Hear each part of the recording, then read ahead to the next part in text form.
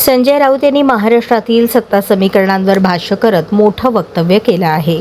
एकनाथ शिंदे आज उपमुख्यमंत्री आता आहेत, उद्या नसतील असं म्हणत त्यांनी राज्यातील राजकीय घडामोडींवर भाष्य केले. सत्तेची पदे कायमस्वरूपी नसतात आणि राजकारणात परिस्थिती क्षणाक्षणाला बदलत असते, असे त्यांनी नमूद केले.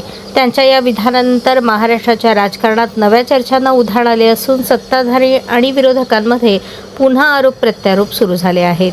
या वक्तव्याची सोशल मीडियावरही मोठी चर्चा रंगली आहे. ऑपरेशन नांदगा काय करणार, ते कंपाऊंडर आहेत, मी डॉक्टर नसतो तरी पण ऑपरेशन करतो. बघा, तुम्हाला एकनाथ शिंदे म्हणजे काय यशवंतराव चव्हाण वाटले का? काय कोण वाटले? कोण? एक उपमुख्यमंत्री आहेत, आज आहेत उद्या नसतील. तुफान पैसे आहेत ठेकेदारांकडून आलेले, माणसं विकत घ्यायची सध्या क्षमता आहे, उद्या असेल का सांगता येत नाही. एकीकडे अजित पवारांची पण ही ताकद होती, माणूस आज आहे उद्या नाही. माझं वाक्य लिहून ठेवा, सत्तेवरचं म्हणतोय.